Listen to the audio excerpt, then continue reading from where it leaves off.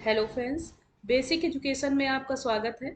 और आज की क्लास में हम ईवीएस की 2020 सीरीज की चौथी क्लास लेके आए हैं, जिसमें अभी तक की 3 क्लास में हम 2020 सीरीज चला चुके हैं, जिसमें अभी तक 2020 क्वेश्चंस हम डिस्कस कर चुके हैं। आज की चौथी क्लास में भी हम 20 क्वेश्चंस डिस्कस करने जा रहे हैं ईवीएस की, जो कि एनसीईआरटी बेस्ड है। जिसमें हमारा पहला क्वेश्चन है, where is Golconda fort situated? कि जो हमारा गोलकुंडा का किला है वो कहाँ स्थित है? जिसमें हमारा पहला ऑप्शन है हैदराबाद, दूसरा है मद्रास, तीसरा है मुंबई और चौथा है गुजरात। जिसमें सही आंसर की बात करें तो इसका सही आंसर है हैदराबाद। मतलब जो गोलकुंडा का किला है वो हैदराबाद में स्थित है। अब एक चीज और यहाँ से आपको बता दें, किला जो है हमारा फोर्ट, इसको कभी कभी दूसरे नाम से भी पूछ लेते हैं, तो जिसमें इसको दुर्ग भी कहा जाता है। मतलब किले को दुर्ग भी कहा जाता है, ये भी आप ध्यान रखेंगे कि गोलकुंडा का दुर्ग कहाँ स्थित है या किला, तो ये दोनों एक ही नाम होते हैं। नेक्स्ट क्वेश्चन है, who build the Golconda fort? मतलब जो गोलकुंडा फोर्ट है, किला है, उसको बनवाया किसने था? वो है, पहला ऑप्शन हमारा मुगल राजवंश, दूसरा है कुतुबशाही राजवंश, तीसरा है राजपूत राजवंश और चौथा है तुगलक राजवंश। जिसमें सही है ऑप्शन है हमारा दूसरा, कुतुबशाही राजवंश। मतलब जो गोलकुंडा का किला है वो बनवाया कुतुबशाही राजवंश ने था। इससे आपसे गोलकुंडा के 2 क्वेश्चंस कंप्लीट हो गए। नेक्स्ट क्वेश्चन है हमारा, in which era did the Qutb Shahi sultan rule? मतलब जो कुतुब शाही सुल्तान थे, जो कि भी हमने पढ़ा, तो उनका शासन किस काल से किस काल तक रहा? तो जिसमें हमारा पहला ऑप्शन है 1518 से 1687 तक, दूसरा है 1700 से 1760 तक, तीसरा है 1410 से 1490 तक और चौथा है 1805 से 1850 तक। जिसमें सही अगर आंसर की बात करें तो वो है पहला, 1518 से लेके 1687 तक। मतलब जो हमारे कुतुबशाही सुल्तान थे, उन्होंने 1518 से 1687 तक राज किया। नेक्स्ट क्वेश्चन है, how many bastions are there in the Golconda? मतलब जो गोलकुंडा है, जो किला था हमारा, उसमें कितने बुर्ज हैं? अब बुर्ज एक बार जान लेते हैं होते क्या है। तो जब कोई इमारत जो होती है, जब वो चौड़ाई में कम हो और ऊंचाई में ज्यादा हो, तो उसको हम बोलते हैं बुर्ज। तो यही पूछा गया है कि जो गोलकुंडा किला है उसमें कितने बुर्ज हैं? जिसमें हमारा पहला ऑप्शन है 87, दूसरा है 97, तीसरा है 38 और चौथा है 47। जिसमें सही है ऑप्शन हमारा पहला, जो कि है 87। 87 हमारे बुर्ज है गोलकुंडा के किले में। तो इस प्रकार हम 4 क्वेश्चन गोलकुंडा किले से कवर कर चुके हैं, कि मतलब इससे कोई भी क्वेश्चन आपका बनेगा तो वो कवर हो जाएगा, जो कि एनसीईआरटी बेस्ड है। नेक्स्ट क्वेश्चन है हमारा, where is Gateway of India situated? जो गेटवे ऑफ इंडिया है वो कहाँ स्थित है? ये सभी को बहुत अच्छे से पता होगा। एक दोनों में डिफरेंस, एक गेटवे ऑफ इंडिया, एक इंडिया गेट। तो आपको पता होगा कि जो गेटवे ऑफ इंडिया है वो मुंबई में स्थित है, और जो अभी दूसरा नाम मैंने बोला इंडिया गेट, वो भी आपको बहुत अच्छे से पता होगा, वो है दिल्ली में। नेक्स्ट क्वेश्चन है, who was the first Indian to go to space? मतलब अंतरिक्ष में जाने वाले प्रथम भारतीय कौन थे? तो प्रथम भारतीय जो अंतरिक्ष में गए वो हमारे कौन थे? ऑप्शन में देखते हैं, पहला है राकेश शर्मा, दूसरा है यूरी गागरिन, तीसरा है सुनीता विलियम्स और चौथा है मिल्खा सिंह। जिसमें सही आंसर है हमारे पहले, राकेश शर्मा जी। जो अंतरिक्ष में अगर कोई पहला भारतीय गया था वो थे राकेश शर्मा जी। नेक्स्ट क्वेश्चन है, who was the first person in the world to go in space? मतलब अंतरिक्ष में जाने वाला विश्व के पहले व्यक्ति कौन थे? अभी पूछा गया था भारत के पहले व्यक्ति कौन थे जो अंतरिक्ष में गए, तो वो आपने देखा राकेश शर्मा जी है। दूसरा है अंतरिक्ष में जाने वाले विश्व के पहले, और विश्व की बात आ गई कि विश्व के जाने वाले पहले व्यक्ति कौन है, जिसमें हमारा पहला ऑप्शन है हिलेरी, दूसरा है यूरी गागरिन, तीसरा है सुनीता विलियम्स और चौथा है मिल्खा सिंह। जिसमें सही अगर ऑप्शन की बात करें तो वो है हमारे यूरी गागरिन। यूरी गागरिन हमारे विश्व के पहले व्यक्ति हैं जो अंतरिक्ष में गए। नेक्स्ट क्वेश्चन है, who is the first Indian women to complete the space mission? मतलब अंतरिक्ष मिशन को पूरा करने वाली भारतीय पहली महिला कौन थी? मतलब भारत की पहली महिला ऐसी कौन थी जिसने अंतरिक्ष के मिशन को पूरा किया? जिसमें हमारा पहला ऑप्शन है सुनीता विलियम्स, दूसरा है कल्पना चावला, तीसरा है बछेंद्री पाल, चौथा है सानिया मिर्जा।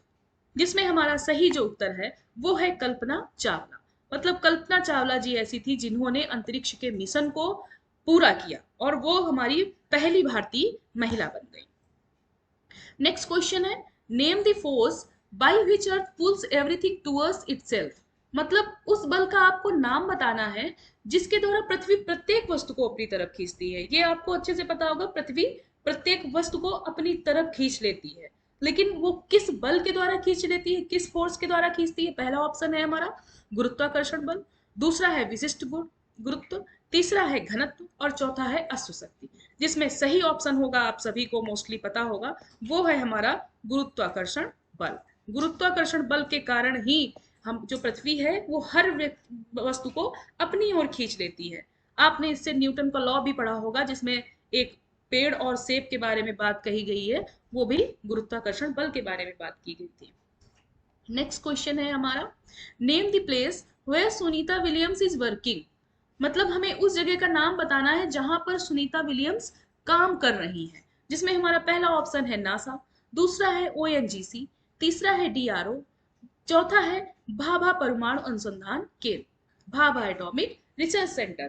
तो जिसमें अगर हम सही ऑप्शन की बात करें तो वो है हमारा नासा, कि जो सुनीता विलियम्स जी हैं वो नासा में काम कर रही हैं। नेक्स्ट क्वेश्चन है, what is full form of LPG.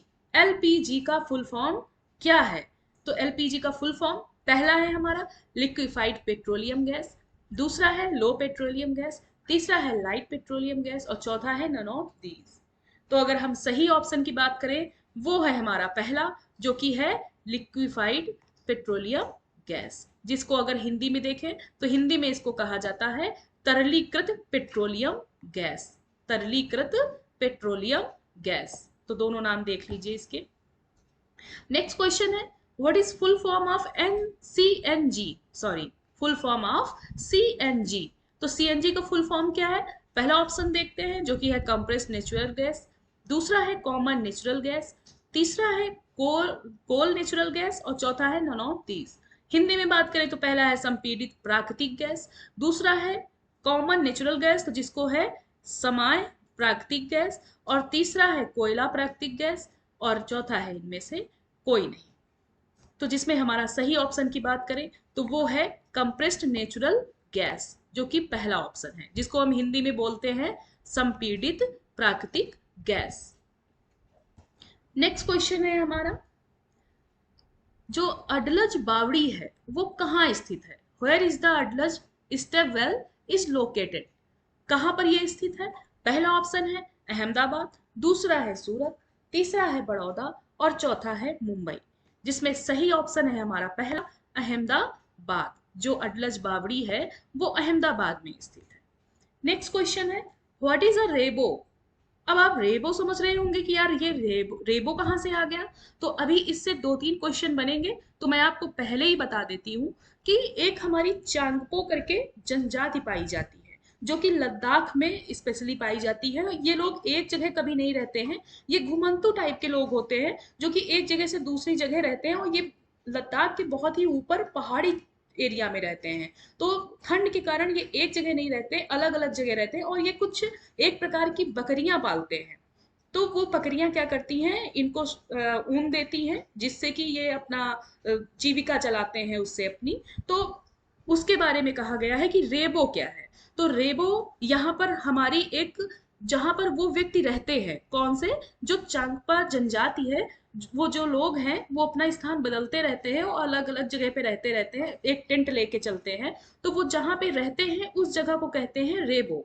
तो जिसमें हमारा पहला ऑप्शन है पशु आश्रय, दूसरा है मानव आश्रय, तीसरा है चांग पास के लिए आश्रय और चौथा है कोई नहीं। तो इसका सही आंसर शायद अब आप अच्छे से समझ गए होंगे, इसका सही आंसर है चांग पास के लिए आश्रय। मतलब जो चांग पास जो एक जनजाति है उनके लिए आश्रय के लिए रेबो उसका नाम रखा गया है। रेबो जैसे हम लोगों के हाउस होता है वैसे उन लोगों के रेबो होता है, कहा जाता है। नेक्स्ट क्वेश्चन है, लेखा क्या है? व्हाट इज लेखा। लेखा, अभी मैंने आपको बताया रेबो जहां पर चांगपा जनजाति के लोग रहते हैं, मतलब मनुष्य रहते हैं।